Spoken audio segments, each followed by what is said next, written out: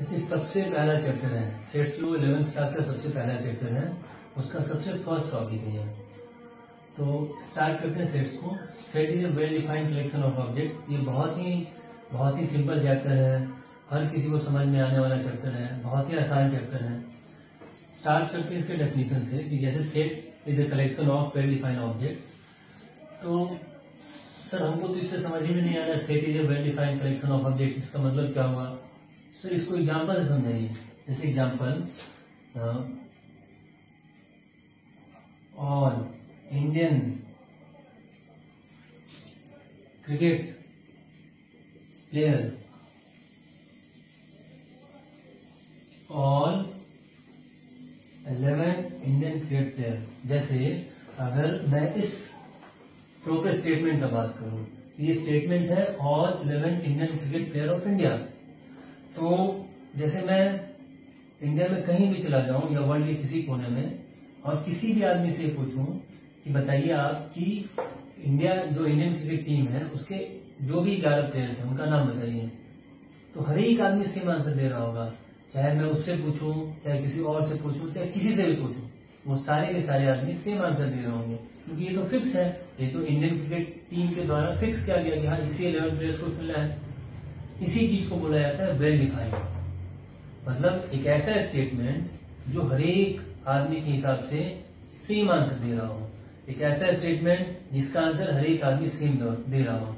तो वैसे सारे स्टेटमेंट को और उस सारे स्टेटमेंट से जो आंसर आ रहा होगा उसको हम एक सेट के अंदर लिख पा रहे होंगे। अच्छा तो सर ये बताइए कि सेट कौन नहीं होगा, वेल डिफाइंड क्या नहीं होता है? जैसे एक दूसरा एग्जांपल कि टॉप 3 राइटर ऑफ इंडिया। अब जैसे ये बड़ा कंफ्यूजिंग स्टेटमेंट हो गया। जैसे अगर किसी से भी पूछा जाए, हाँ भाई तू बता, tell me the top 3 writers of India, तू बता tell me the 3 top writers of India. मतलब अगर हर एक आदमी से पूछा जाए, उससे पूछा जाए, उससे पूछा जाए, अलग अलग आदमी से पूछा जाए, तो ये हर एक आदमी के हिसाब से वैरी कर सकता है। मेरे हिसाब से कोई और आदमी, कोई और 3 आदमी हो सकता है, कोई 3 अलग राइटर हो सकता है जो इंडिया का टॉप राइटर हो। आपके हिसाब से कोई अलग 3 और राइटर हो सकता है जो इंडिया का टॉप राइटर हो। वो डिपेंड करता है कि आदमी का किस नॉवेल में इंटरेस्ट है, किस बुक में इंटरेस्ट है, वो उसके हिसाब से टॉप राइटर बताएगा। तो ये एक ऐसा स्टेटमेंट हो गया जहां पे कि आंसर हर एक आदमी के हिसाब से वैरी करेगा। अच्छा सर तो आंसर वैरी करेगा तो वो वेल डिफाइंड नहीं होगा? हाँ वो वेल डिफाइंड नहीं होगा। अगर किसी स्टेटमेंट का आंसर वैरी कर जाए तो वो वेल डिफाइंड कभी नहीं हो सकता है। जैसे एक और example, 3 intelligent animal in this world. ये एक ऐसा स्टेटमेंट हो गया, ये जिसे अगर कोई भी पढ़े, आप भी पढ़ रहे होंगे तो आपके भी दिमाग में आ रहा होगा। जैसे ही ये स्टेटमेंट लिखा गया तो आपके दिमाग में आ रहा है, अच्छा मेरे हिसाब से तो कुत्ता है, अच्छा बिल्ली भी हो सकता है, अच्छा घोड़ा भी हो सकता है, अच्छा कोई और लड़का इसको देखे कोई और, तो वो सोचेगा अच्छा मेरे पास तो गाय है, गाय मेरा बहुत इंटेलिजेंट है, अच्छा मेरे पास कुत्ता भी है। अच्छा एक आदमी सोचेगा कि ओहो मेरे पास तो एक बंदर भी है, वो भी तो बहुत इंटेलिजेंट है। इसका मतलब ये जो स्टेटमेंट हुआ वो हर एक पर्सन टू पर्सन वैरी करेगा। किसी के हिसाब से 3 अलग एनिमल इंटेलिजेंट होगा, कोई और आदमी सोचेगा कि नहीं मेरे हिसाब से तो ये 3 अलग अलग जो एनिमल है वो इंटेलिजेंट है। इसका मतलब ये एक ऐसा स्टेटमेंट हुआ जहां पे हर एक आदमी सेम आंसर नहीं दे रहा होगा। तो अगर हर एक आदमी सेम आंसर नहीं दे रहा है तो इसको हम लोग सेट के अंदर में नहीं लिख सकते हैं। अच्छा मतलब इसको सेट में लिख सकते हैं, इसको नहीं लिख सकते? हाँ इसको नहीं लिख सकते। क्यों सर? सर फिर से बताइए, इसको फिर से बताइए। क्योंकि ये एक ऐसा स्टेटमेंट है जहां पे कि हम अगर किसी से भी क्वेश्चन पूछने जाए इसको लेके तो हर एक आदमी हमको सेम आंसर दे रहा होगा।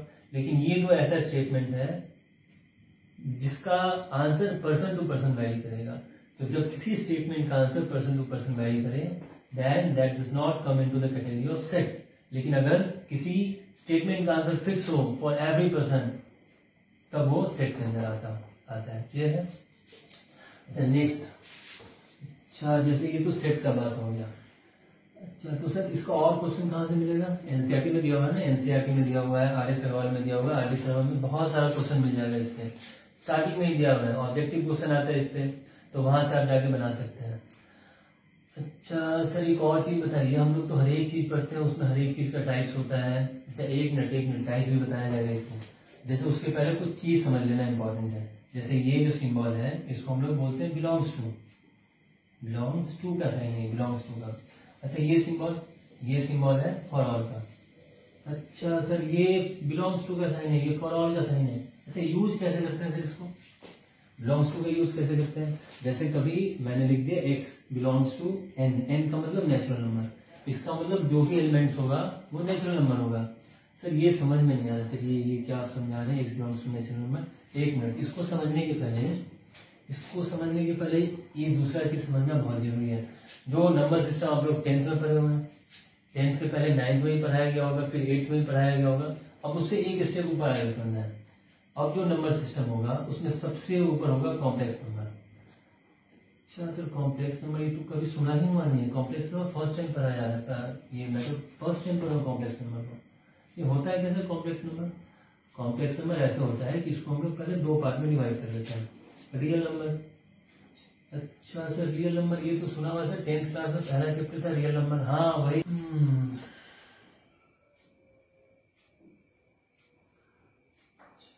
जैसे रेशनल नंबर, जैसे इसका शादी हुआ, फिर इसका शादी हुआ, इसका नहीं हुआ, तो फिर रैशनल नंबर का जैसे ही शादी हुआ, लगे आज इसको भी दो बच्चे हो गए, एक हुआ इंटीजर और दूसरा हुआ नॉन इंटीजर।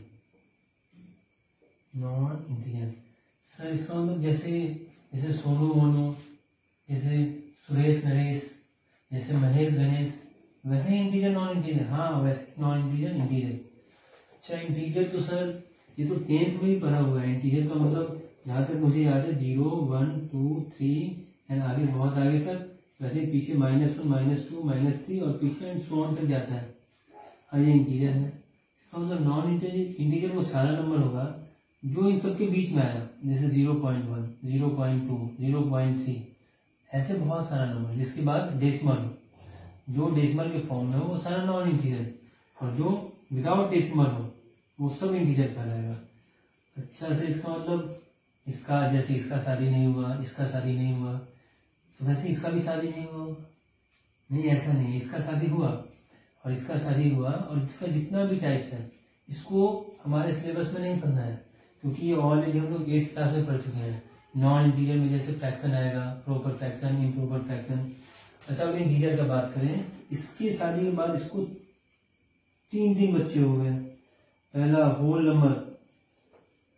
नंबर, अच्छा दूसरा नेचुरल नंबर। अच्छा सर होल नंबर मतलब वो नंबर जो 0 से स्टार्ट होता है। हाँ 0 से स्टार्ट होता है, 0, 1, 2, 3, ये सारा का सारा होल नंबर होगा। और नेचुरल नंबर मतलब 1, 2, 3, 4 एंड 4, ये सारा नंबर नेचुरल नंबर होगा।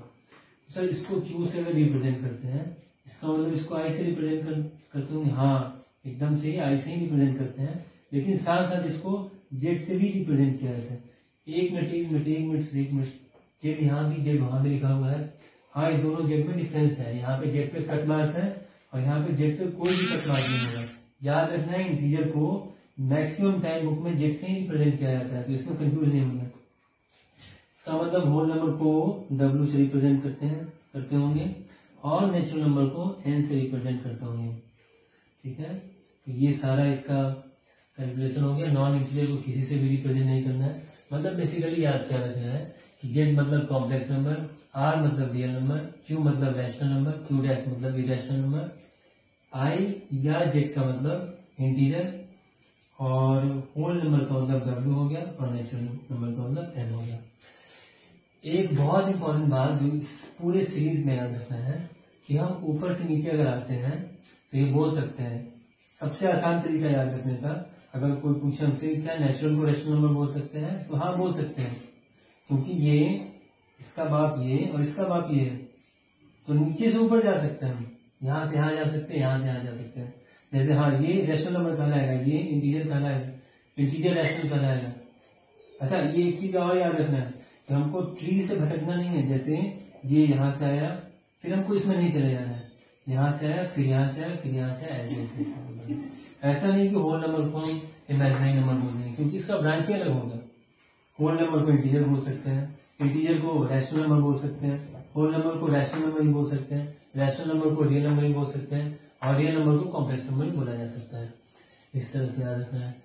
लेकिन याद रखना कि सेट में सबसे ज्यादा इंपॉर्टेंट है ये सारा जो नोटेशन है इसका, वो याद रखना सबसे ज्यादा इंपॉर्टेंट है। ओके सर, ये तो हो गया। अब इसके आगे हम लोग बढ़ते हैं।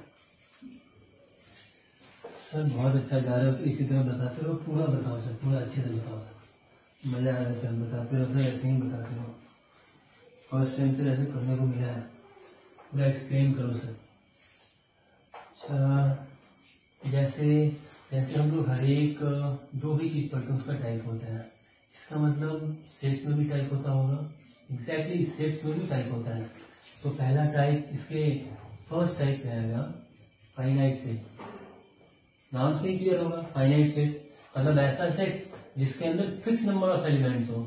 जैसे तो लिख के बताओ sir, fix number of element मतलब क्या? दिखाओ हमको। ए जैसे ए बी सी है ना, ये फिक्स नंबर ऑफ एलिमेंट्स हो गए। जैसे ही फिक्स नंबर ऑफ एलिमेंट हुआ इसको हम फाइनाइट सेट बोल रहे होंगे। अच्छा, इसका मतलब अगर फाइनाइट है तो सर इनफाइनाइट भी होगा। हाँ एग्जैक्टली, इनफाइनाइट भी होगा। इसका मतलब इनफाइनाइट मतलब जिसमें एलिमेंट फिक्स नहीं हो। हाँ एग्जैक्टली, जिसमें एलिमेंट फिक्स नहीं हो। तो इसका मतलब नेचुरल नंबर से नेचुरल नंबर जिसमें 1 2 3 4 ऐसे तो बढ़ते जाते हैं, तो उन सारे एलिमेंट्स को हम एक सेट में रख सकते हैं, वो तो इनफाइनाइट सेट हो जाएगा। हाँ वो इनफाइनाइट सेट हो जाएगा, 1 2 3 सर एक मिनट, इसका मतलब सर सारा का सारा प्राइम नंबर भी इनफाइनाइट सेट के अंदर आ सकता है।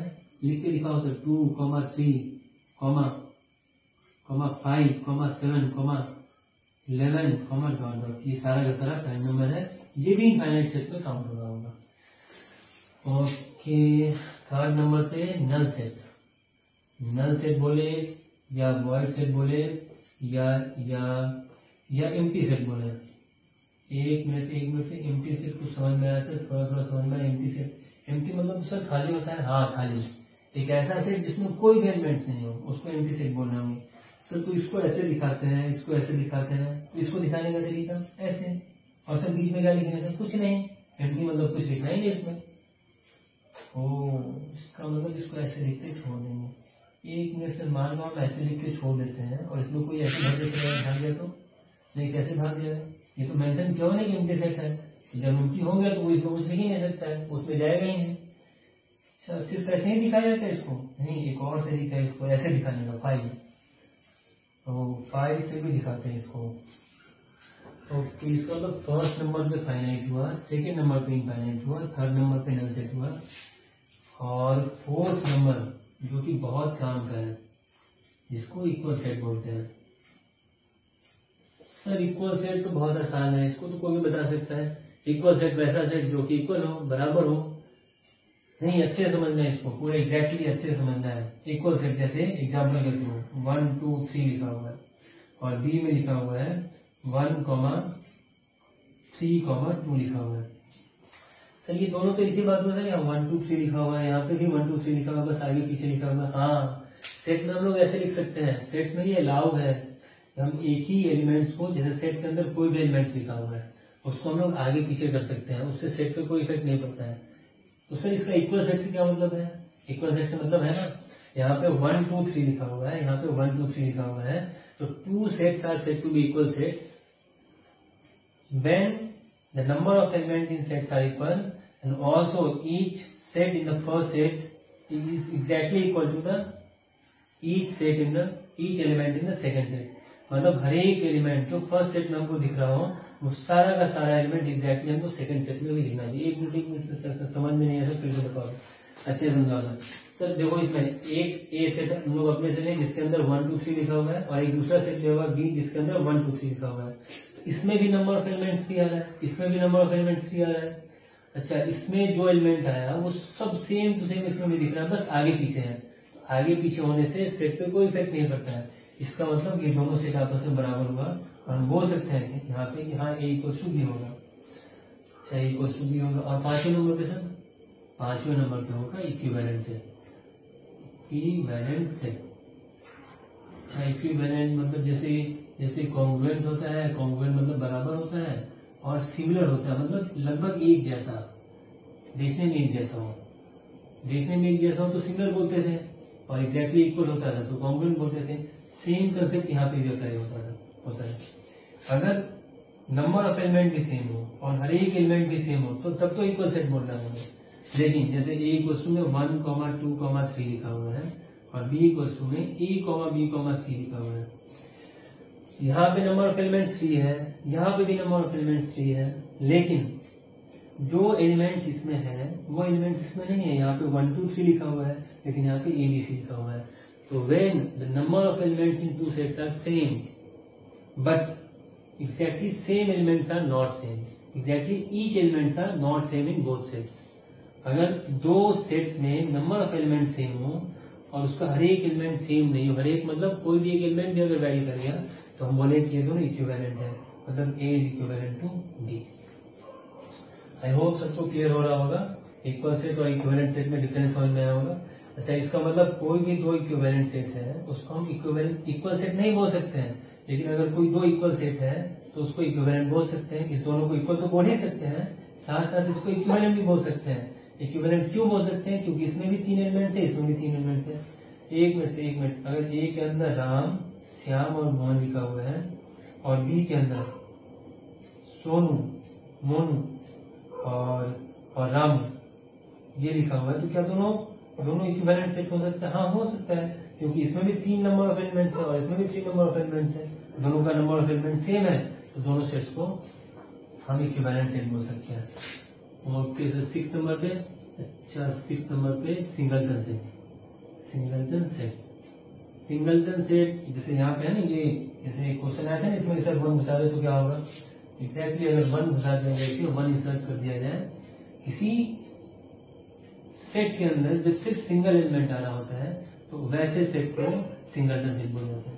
अच्छा, 7 नंबर पे ऐसा कोई सेट ही नहीं होता है, बस यही सेट होता है। एक बार इसको सबको नोट डाउन कर लीजिए, हो गया होगा सबका। चलिए, तो सेट के बारे में बात हो गया। सेट हुआ पहले नंबर पे फाइनाइट सेट, सेकंड नंबर पे इनफाइनाइट सेट, थर्ड नंबर पे एम्प्टी सेट हो गया, फोर्थ नंबर पे इक्वल सेट, फिर इक्विवेलेंट सेट, फिर सिंगलटन सेट हो गया। अच्छा सर, सबको सर समझ में आ रहा है। एक और चीज बताऊं कि सेट्स को लिखते कैसे हैं। जैसे एक तो तरीका आपने बताया कि ब्रेसेस लिख के फिर उसके अंदर एलिमेंट्स को बारी बारी से लिखना, सेपरेटेड बाय कॉमा। तो क्या और भी कोई तरीका होता है जिससे कि हम सेट्स को रिप्रेजेंट कर सकते? होता है ना, सेट को रिप्रेजेंट करने का हमारे पास 2 तरीका होता है। एक होता है रोस्टर फॉर्म, अच्छा दूसरा होता है सेट बिल्डर फॉर्म। नाम तो बहुत अच्छा लग रहा है। अच्छा, रोस्टर मतलब सर जो भुना हुआ, रोस्टिंग मतलब जो भुना हुआ नहीं, ऐसा कोई मतलब नहीं है यहाँ पे। रोस्टर का मतलब होता है जैसे 1, 2, 3, 4 अगर कभी हमको इस तरह से लिखा हुआ मिल जाए कोई से तो बोले कि वो रोस्टर फॉर्म है। तो सर रोस्टर फॉर्म नाम क्यों पड़ा सर? ये तो हमको भी नहीं मालूम है नाम क्यों पड़ा। हो सकता है कि कोई ऐसा मैथमेटिशियन होगा जिसका नाम रोस्टर होगा और उसने कुछ ऐसा सेट दे दिया, बस उसका नाम पड़ गया रोस्टर फॉर्म। अच्छा, इसका मतलब सर सेट बिल्डर फॉर्म तो रोस्टर फॉर्म से अलग होगा। इसका मतलब अगर इसको ऐसे लिख रहे हैं तो इसको तो पक्का है कि ऐसे नहीं लिखते होंगे। हाँ, इसको ऐसे नहीं लिखते हैं। सर बताओ इसको कैसे लिखते हैं? इसको हम लोग जब भी लिखते हैं तो स्टेटमेंट के फॉर्म में लिखते हैं। स्टेटमेंट, सर कोई स्टेटमेंट सोच के बताओ। जैसे मान लेते हैं कि ए इक्वल टू लिख दिया गया all natural number from 1 to 10। All natural number from 1 to 10 ये एक स्टेटमेंट है और इस स्टेटमेंट के अंदर वो सारा नेचुरल नंबर आएगा जो 1 से स्टार्ट होता है और 10 तक जाता है। सर गिन के बता दो एक बार। नेचुरल नंबर तो मेरे ध्यान में नहीं है क्या होता है। देख, नेचुरल नंबर 1 से स्टार्ट होगा, 1, 2, 3, 4, 5, 6, 7, 8, 9, 10। ओके सर, 1, 2, 3, 4, 5, 6, 7, 8, 9, 10 ये सारा का सारा एक के अंदर आ गया। इसका मतलब सर सेट को ऐसे भी लिखा सकते हैं, सेट को ऐसे भी लिखा सकते हैं। हाँ, सेट को ऐसे भी दिखा सकते हैं, सेट को ऐसे भी दिखा सकते हैं। तो सर इसका जरूरत कब पड़ेगा और इसका जरूरत कब पड़ेगा वो क्वेश्चन बनाते समय समझ में आएगा। सब एक ही बार में समझ में नहीं आ सकता है। तो तो सर और कोई एग्जाम्पल बताओ इसमें सर। जैसे सेट को लिखने का सेट बिल्डर फॉर्म में ये भी तरीका होता है। एक तो ये स्टेटमेंट हो गया, खाली स्टेटमेंट लिख दिया जाए। दूसरा तरीका ये होगा, ये हमेशा ऐसे ही लिखना है, एक्स सच दैट, ये double dot such that x belongs to whole number and साथ साथ x lie between 2 and 5। Sir ये फर्स्ट टाइम ये समझ नहीं आया ये क्या लिखा हुआ है और ये क्या लिखा हुआ है। तो ये तो बताया गया था ना कि इसका मतलब होता है बिलोंग्स टू का मतलब, ये मतलब होता है बिलोंग्स टू, ये रिप्रेजेंट करेगा बिलोंग्स टू को। इसका मतलब ये जो एक्स लिखा हुआ है यहाँ पे, ये एक्स जब भी होगा तो होल नंबर होगा। साथ साथ इसका मतलब है साथ साथ एक्स हमेशा 2 से 5 के बीच का कोई नंबर होगा। नंबर लाइन तो 8th क्लास से 6th क्लास से ही बताया जाता है। नंबर लाइन पे यहाँ आएगा 0, तो यहाँ पे कितना आएगा सर, यहाँ पे 1 आएगा, नहीं यहाँ पे 2 आएगा, बीच में 1 आता है। ओके सर आप बेवकूफ बना रहे हो, नहीं बेवकूफ नहीं बना रहे। यहाँ पे 3 आएगा, अच्छा यहाँ पे 4 आएगा, यहाँ पे 5 आएगा। और एक्स को तो 2 से 5 के बीच में होना है। 2 से 5 के बीच में ये 2 के बराबर नहीं है, ये 2 के बराबर कभी नहीं हो सकता है क्योंकि यहाँ पे बराबर का साइन नहीं लगा हुआ है। जैसे मैंने लिख दिया x greater than equal to 2, इसका मतलब होता है x या तो 2 के बराबर या 2 से बड़ा। अगर मैंने लिखा है x ग्रेटर देन 2, इसका मतलब होगा x खाली 2 से बड़ा होगा, मतलब वो 2 होल्ड नहीं कर सकता है। x less than equal to 5, it means that x is equal to 5 and at the same time it can be less than 5. If x is less than 5, it means that x can never be 5, it is always less than 5. तो यहाँ पे बात हो रहा है x is in between 2 to 5, इसका मतलब x 2 से लेके 5 के बीच में होगा और 2 नहीं हो सकता है क्योंकि यहाँ पे इक्वल का साइन नहीं लगा हुआ है, और साथ साथ 5 भी नहीं हो सकता है क्योंकि यहाँ पे इक्वल का साइन नहीं लगा हुआ। मतलब इसको भी छोड़ देना है, इसको भी छोड़ देना है, और इसके बीच का जितना सारा नंबर आया वो सब इस x के नाम पे चला जाएगा।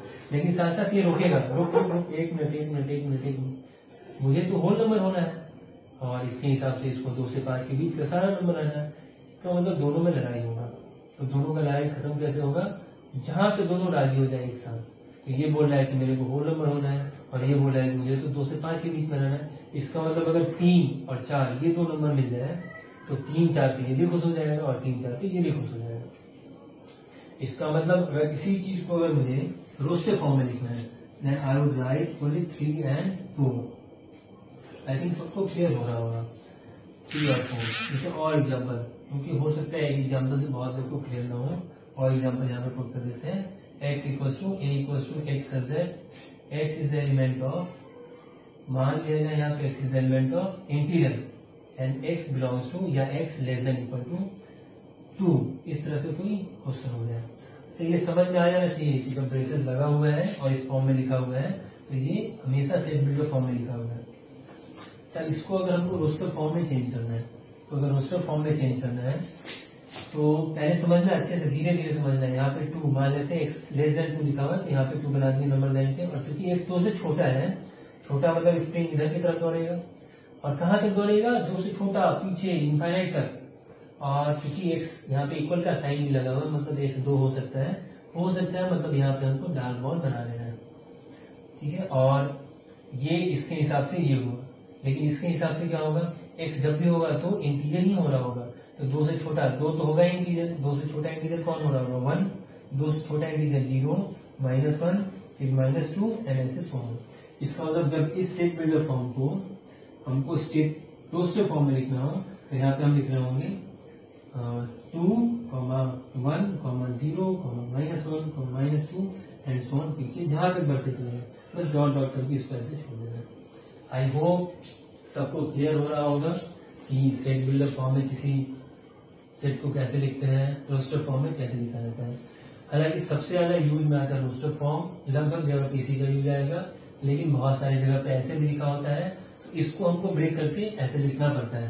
तो दोनों स्टेटमेंट क्लियर होना चाहिए कि हमको सेट को रोस्टर फॉर्म में कैसे लिखना है, सेट बिल्डर फॉर्म में कैसे लिखना है। सर बहुत मजा आ रहा है सर, ऐसे ही पढ़ाओ सर, ऐसे ही पढ़ाते रहो लगातार, बहुत अच्छे समझ में आ रहा है सर, बहुत अच्छे समझ में आ रहा है सर, बहुत मजा आ रहा है सर, बताते रहो ऐसे ही बताते हैं। इसके बाद हमको पढ़ना है ब्रैकेट्स के बारे में, ब्रैकेट्स के बारे में। अच्छा ब्रैकेट तो सर पढ़ा हुआ बोर्ड में सर, बोर्ड मास में ब्रैकेट पढ़ा हुआ है, 3 तरह का ब्रैकेट होता है सर, एक कर्ली ब्रैकेट होता है, एक बिग ब्रैकेट होता है, एक स्मॉल ब्रैकेट होता है। तो हाँ, यहाँ भी वही ब्रैकेट पढ़ना है, यहाँ पे हम लोग कुछ अजूबा नहीं करने जा रहे, ब्रैकेट को ही पढ़ना है। तो 3 तरह का इंटरवल पढ़ना है हमको, एक क्लोज इंटरवल है ना, एक ओपन इंटरवल और एक semi open interval. Semi open interval तो सर कहेंगे ये सेमी फाइनल वाला तो सेमी नहीं, हाँ वही है सेमी फाइनल वाला। तो सर सेमी फाइनल का मतलब क्या होता है? सर सेमी फाइनल का मतलब होता है फाइनल जैसा नहीं, मतलब फाइनल की आधे की मजे के बराबर होगा। वैसे ही सेमी ओपन मतलब कि पूरा खुला हुआ नहीं होगा, बस आधा खुला हुआ, एक तरफ से खुला हुआ होगा, एक तरफ से खुला हुआ, समझ में आ रहा होगा सबको।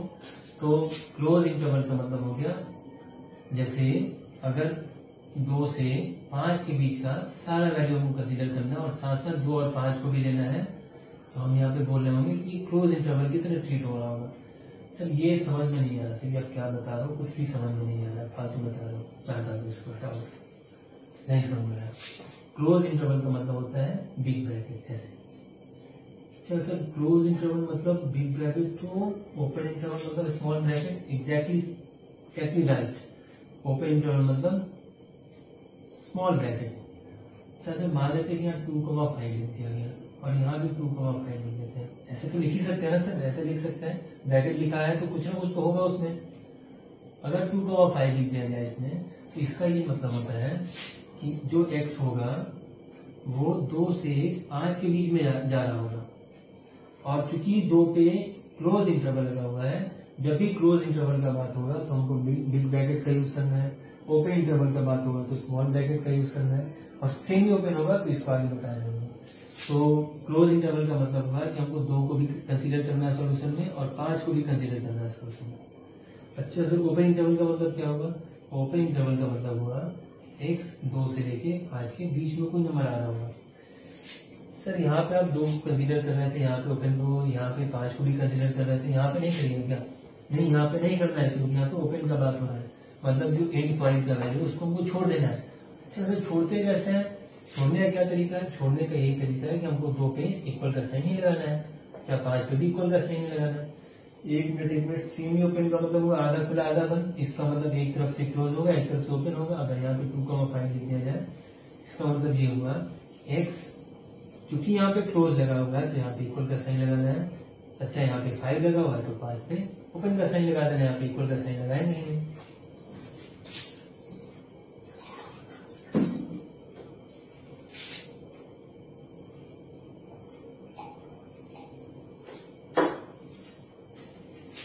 क्लियर हो रहा होगा सबको? Close interval, open interval, semi open interval. 1 minute, इसको नंबर लाइन से भी सोचना है। जैसे अगर इसको नंबर लाइन पे दिखाना है तो यहाँ पे 2, पहले 2 आएगा फिर 5 आएगा। x 2 से 5 के बीच का सारा नंबर होगा, सबको एक ही तरीका से पढ़ना है। 2 से 5 के बीच का सारा नंबर, 2 से 5 के बीच का सारा नंबर लाइन पे दिखाना है। 2 से 5 के बीच का सारा 2 को कंसीडर करना है तो यहाँ पे एक डार्क बॉल, जिसको कंसीडर नहीं करना उसके लिए व्हाइट बॉल, जिसको कंसीडर करना होगा उसके लिए डार्क बॉल का यूज करना होगा। इस चीज को याद रखना है, अगले चैप्टर में भी इसका काम है, अगले चैप्टर में इसका बहुत ज्यादा काम है।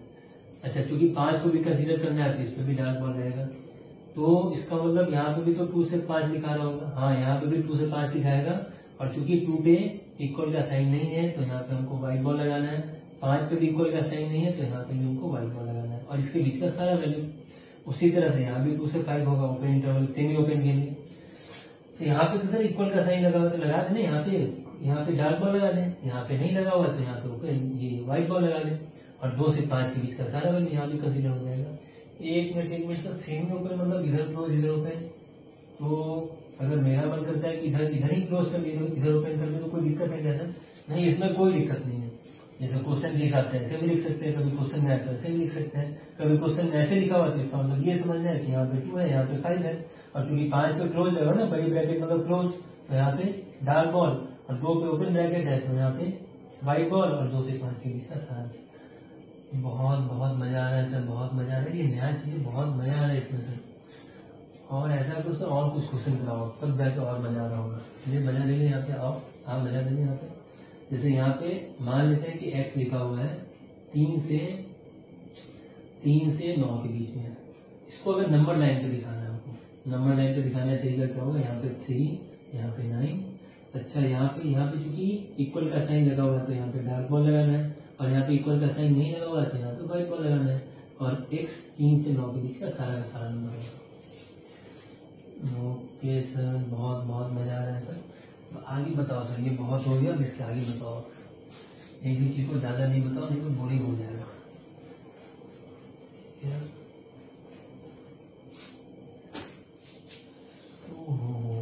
इसके आगे एक और कंसेप्ट है, जैसे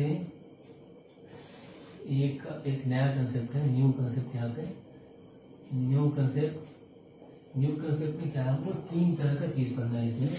एक सबसेट के बारे में, एक प्रॉपर सेट के बारे में, और एक पावर सेट के बारे में। पावर सेट ये क्या नया चीज आ गया, तो सबसेट आ गया, प्रॉपर सेट आ गया। ये इसका भाई क्या, सेट्स का भाई क्या है, सेट्स का नहीं, सेट्स का ये भाई नहीं होगा, सेट्स का ये बेटा होगा। ये 3 बेटा होगा, एक सबसेट होगा, एक प्रॉपर सेट होगा। ये प्रॉपर सेट लिखा होगा, प्रॉपर सेट है ना, और वहां पे पावर सेट लिखा होगा। पावर मतलब क्या, बहुत ताकत होगा उसमें? नहीं, ऐसा कुछ नहीं, उसमें बहुत ताकत नहीं, बस नाम ऐसे ही पावर रख देंगे। अच्छा, इसका मतलब से किसी का नाम, अगर इसका मतलब आपके कहने का मतलब किसी का नाम मिसाल है तो वो बहुत मिसाल होगा। वैसे ही यहाँ पे अगर पावर सेट लिखा हुआ है तो पावर, इसके पास तो बहुत पावर होगा। नहीं, ऐसा बच्चे की तरह नहीं करना है। पावर सेट का मतलब है इसका कुछ डेफिनेशन होता है, वैसे ही प्रॉपर सेट में भी कुछ डेफिनेशन होता है, सबसेट में भी कुछ डेफिनेशन होता है। जैसे इसको समझने का सबसे अच्छा तरीका होगा कि इसका कोई डेफिनेशन नहीं लिखवा के डायरेक्ट एग्जाम्पल से बताया जाए। जैसे ए के अंदर 1, 2, 3 मान लेते हैं, ठीक है। बी के अंदर मान लेते हैं 1, 2, 3, 4, ओके। और सी के अंदर मान लेते हैं 2, 3, 4 मान लेते हैं अपने मन से। 3 सेट है और यहाँ पे लिखा हुआ है 2, 3, 4, 5, 6, इस तरह से मान लिया जाए। यहाँ पे 1 लिख देते हैं, यहाँ पे 2, कुछ भी अपने मन से ऐसे ही ले लेते हैं, कुछ ये 3 सेट ले लिया। जैसे सबसेट का बात करते हैं, ध्यान से सुनिएगा। सबसेट, एक सेट दूसरे सेट का सबसेट तभी कहला रहा होगा जब उसका सारा का सारा एलिमेंट दूसरे सेट में मिल रहा होगा। सबसेट का साइन ऐसे होता है, सी नीचे डैश। प्रॉपर सेट का साइन सिर्फ एक सी को थोड़ा सा लंबा बना देना। पावर सेट का ऐसे साइन होता है, जिस भी सेट का हमको पावर सेट लिखना है उसमें छोटी ब्रैकेट के अंदर उसको लिख के बाहर में कैपिटल पी लगा देना। अच्छा, सबसेट का साइन ऐसे होगा, तो अगर ए बी का सबसेट है तो कैसे लिखना होंगे सर? लिख देना ऐसे, A is the subset of B, हो गया बस। इसमें क्या लगा हुआ, A is the subset of B. एक मिनट फिर से बताओ sir, A is the subset of B क्यों बोल रहे हैं? A is the subset of B इसलिए बोल रहे हैं क्योंकि देख यहाँ पे देख, इसमें भी 1, 2, 3 लिखा हुआ है, इसमें भी 1, 2, 3 लिखा हुआ है, तो इसका सारा एलिमेंट इसमें हमको दिख रहा है। तो जब इसका सारा एलिमेंट इसमें दिख रहा है तो बोल सकते हैं कि हाँ ए बी। एक मिनट तो इसका भी चारों एलिमेंट इसमें दिख रहा है, इसमें दिखा सर ये 1, 2, 3, 4 यहाँ भी और 1, 2, 3, 4 यहाँ भी दिख रहा है। लिख देना यहाँ पे, अगर दिख रहा है तो लिख देना यहाँ पे B is the subset of B, C. Sir बहुत मजा आ रहा है sir, B is the subset of C हो गया। अच्छा, C the subset of E नहीं हो सकता है क्या? देख तू काउंट कर इसमें, अगर तू सी द सबसेट ऑफ ए बोलता है तो इसका सारे एलिमेंट्स इसमें है क्या? 1, 2, 3, 4, 5, 6, इसमें तो 1, 2, 3 मिल रहा है। तो जब किसी सेट का सारा एलिमेंट दूसरे सेट में मिले तभी उसको सबसेट बोल सकते हैं, और ऐसा नहीं हो तो सबसेट नहीं बोल सकते हैं। एक मिनट सर, दिमाग पे से बहुत जोर पड़ रहा है सर, ये समझने में थोड़ा दिक्कत हो रहा है। फिर से बताओ सर, फिर से बताओ। देख पहले ये समझ लेता हूँ, सबसेट का मतलब हुआ ये साइन, और सबसेट एक सेट को दूसरे सेट का सबसेट तभी बोलते हैं जब उस सेट का सारा एलिमेंट हमको दूसरे सेट में दिख जाए। यहाँ 1, 2, 3 है, यहाँ भी 1, 2, 3 दिखा तो सिंपल बोल देना is the subset of B. अच्छा, बहुत अच्छे सर। बी के अंदर 1, 2, 3, 4 आया और यहाँ सी के अंदर 1, 2, 3, 4 आ रहा है, इसका सारा एलिमेंट हमको यहाँ पे दिख रहा है, तो हम बोल सकते हैं कि B is the subset of C. Okay sir, ये तो समझ में आ गया। क्या C is the subset of A नहीं बोल सकते? हाँ बोल सकते हैं, C is the subset of A. ये बोल के देख, फिर यहाँ पे काउंट करके देख, 1, 2, 3, 4, 5, 6, इसमें तो 1, 2, 3, 4, 5, 6 आ रहा है, तो क्या ये सारा का सारा एलिमेंट इसमें मैच हो रहा है क्या? नहीं, मैच ही नहीं हो रहा है। जब मैच नहीं हो रहा तो नहीं बोल सकते। सिंपल है, बहुत सिंपल है। अच्छा, एक और चीज के पहले बताना था कि अगर ए के अंदर 1, 2, 3 लिखा हुआ है, तो अगर इसके पहले अगर हम एन लिख देते हैं तो ये अपने आप में कार्डिनल नंबर को रिप्रेजेंट करता है। कार्डिनल नंबर को रिप्रेजेंट करता है। कार्डिनल नंबर का मतलब होता है कि किसी सेट के सारे एलिमेंट्स को काउंट करना, और उसका तरीका ऐसे होता है कि सेट को लिख के उसके बाद एन लिख दिया जाए। तो चूंकि इसमें 3 एलिमेंट्स है तो इसको 3 से रिप्रेजेंट कर रहा हूँ। इसका मतलब से इसमें 3 एलिमेंट है तो हम ये बोल सकते हैं कि एन इक्वल्स टू में 3 होगा। इसमें 4 एलिमेंट है तो एन बी इक्वल्स टू कितना होगा, 4 होगा। इसमें 6 एलिमेंट है तो एन सी इक्वल्स टू में 6 हो जाएगा। ये चीज तो सबको समझ में आ रहा है, तो बहुत सिंपल चीज है। इसके बाद सबसेट में ये भी चीज बोला जा सकता है कि number of elements in A is always less than equal to number of elements in B. ये समझने में थोड़ा दिक्कत हो रहा होगा सबको। इसको ऐसे समझाया जा सकता है कि जैसे यहाँ पे ए बी सी लिखा हुआ है और डी एक चौथा सेट यहाँ पे इंट्रोड्यूस कर दिया गया है। चौथा सेट बोले तो 3, 2, 1। तो ए के अंदर 1, 2, 3 है, डी के अंदर 3, 2, 1 है। इसका सारा का सारा एलिमेंट सबको यहाँ पे दिख रहा है, तो हम ये बोल सकते हैं कि A is the subset of B, है ना। सबसेट का यही मतलब होता है, किसी सेट का सारा एलिमेंट अगर हमको दूसरे सेट में दिख रहा हो तो हम बोल सकते हैं कि एक सेट दूसरे सेट का सबसेट होता है। इसका मतलब डी को भी ए का सबसेट बोल सकते हैं, हाँ बोल सकते हैं, क्योंकि ये डेफिनेशन पे ट्रू बैठ रहा है। 3, 2, 1 है, यहाँ पे 3, 2, 1 है, तो हम ये बोल सकते हैं कि D is the subset of A. Sir तो ये क्यों लिखे, ये बताओ ना पहले आप, ये बताओ ये क्यों लिख रहे हो।